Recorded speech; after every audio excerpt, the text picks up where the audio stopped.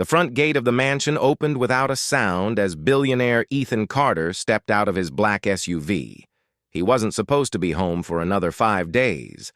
His business trip to Singapore had ended early after an important deal unexpectedly closed ahead of schedule. He decided not to call anyone.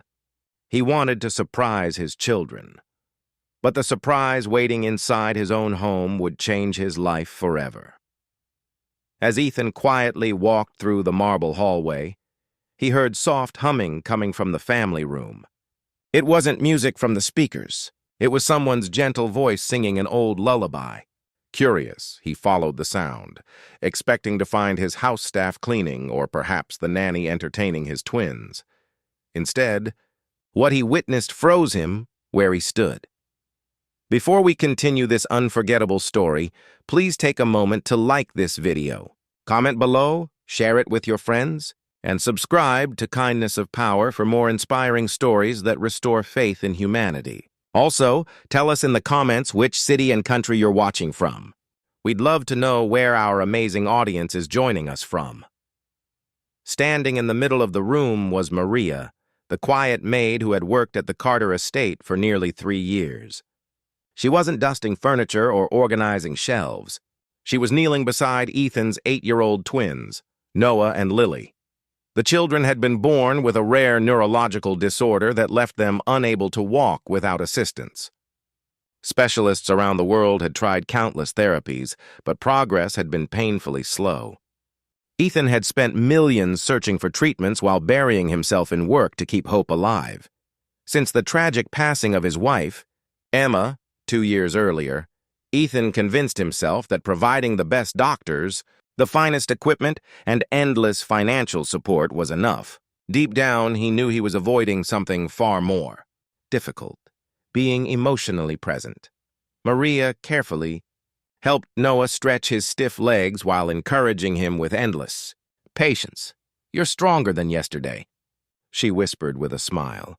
"One more little step." Noah gritted his teeth.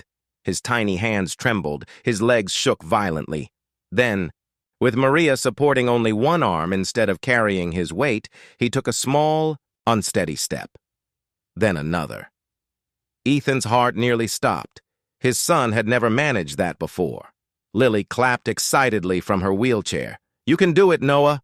"Mama would be proud." Maria's eyes filled with tears. Yet she kept smiling. "Your mother is proud every single day."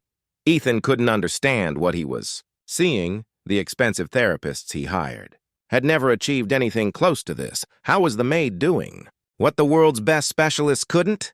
He quietly stepped back before anyone noticed him.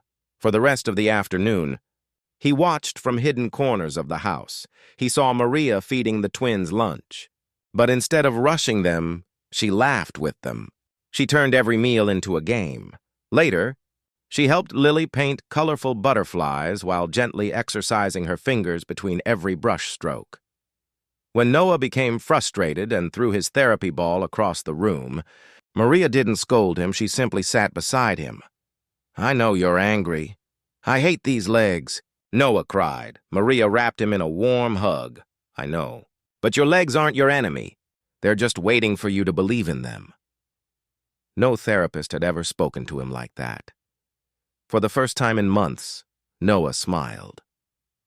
That evening, Ethan finally asked the head butler to bring him Maria's employment file. He expected to find an ordinary background. Instead, one sentence caught his attention immediately. Education, bachelor's degree in pediatric. Physical therapy. Ethan blinked. That couldn't be right. Why would someone trained as a pediatric therapist be working as a housemaid? He kept reading.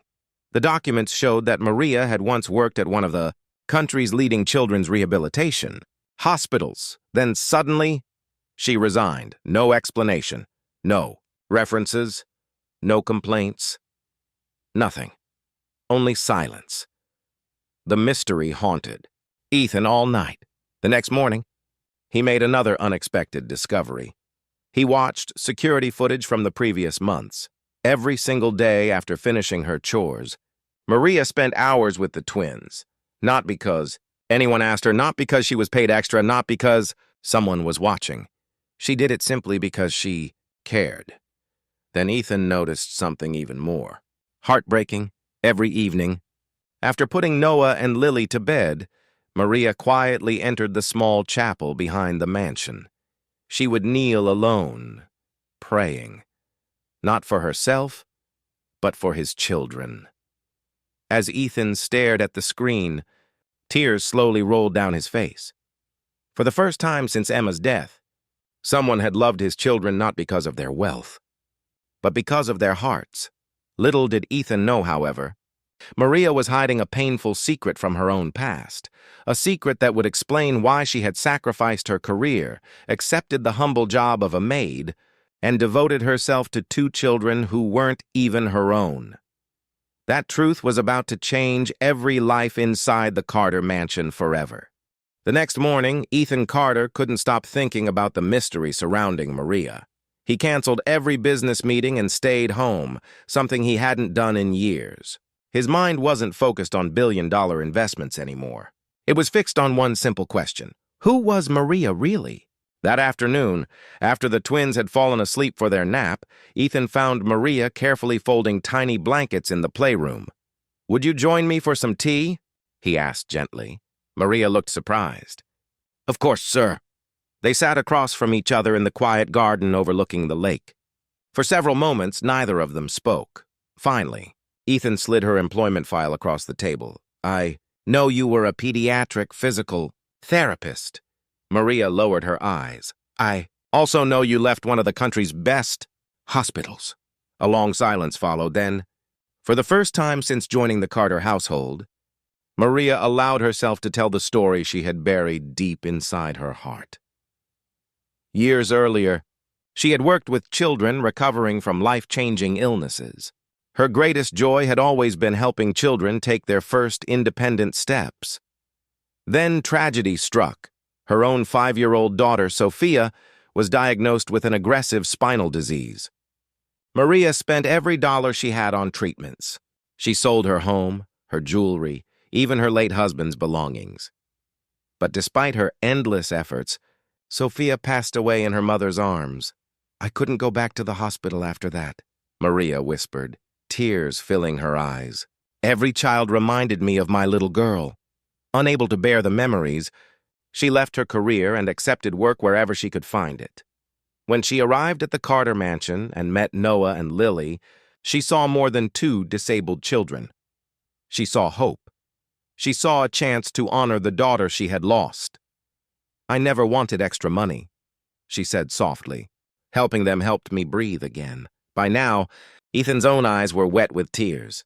For years, he had believed success meant solving every problem with money. But sitting across from Maria, he realized something priceless had been missing from his children's lives: love, patience, presence.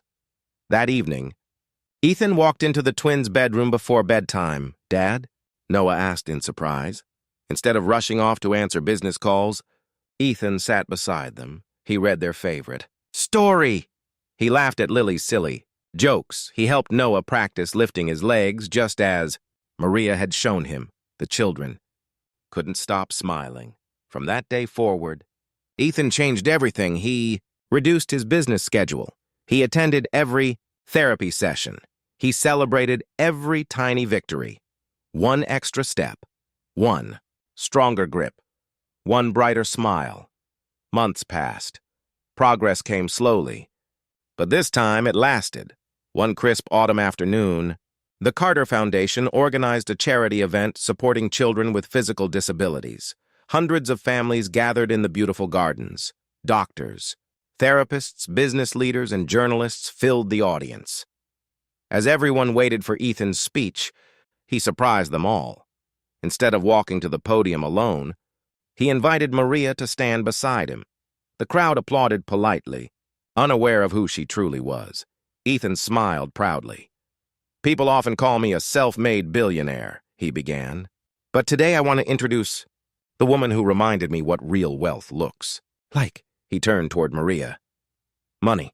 Built this house." He looked at his twins sitting in the front row. "But kindness rebuilt this family." The audience fell completely. Silent, Ethan continued. When I thought I was giving my children everything, I was actually giving them the least important thing. My fortune paid for specialists. He looked at Maria. But her compassion gave my children hope. Tears streamed down countless faces. Then Ethan made one final announcement. Today, I'm honored to appoint Maria as director of the Carter Children's Rehabilitation Foundation. The audience erupted into thunderous applause. Maria stood frozen in disbelief. I don't know what to say. Ethan smiled warmly. Say yes. With tears running freely down her face, Maria nodded. Yes. Just then, something incredible happened. Noah slowly stood from his wheelchair. His legs trembled. Everyone instinctively held their breath. One step, then another, without anyone supporting him. He walked nearly 10 feet before Ethan, caught him in a joyful embrace. The crowd burst into cheers. Lily laughed so hard she cried. Maria covered her mouth, overwhelmed with emotion. Looking toward the sky, she whispered, "Thank you, Sophia." In that beautiful moment, everyone understood something no amount of wealth could ever buy. Healing doesn't always begin with medicine. Sometimes, it begins with someone who simply refuses to give up on you.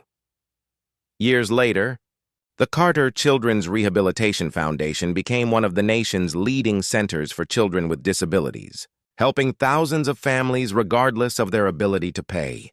At its entrance stood a simple bronze plaque that read, "The greatest miracle is not learning to walk. It is finding someone willing to walk beside you." And every visitor who entered those doors left believing that kindness has the power to change lives forever.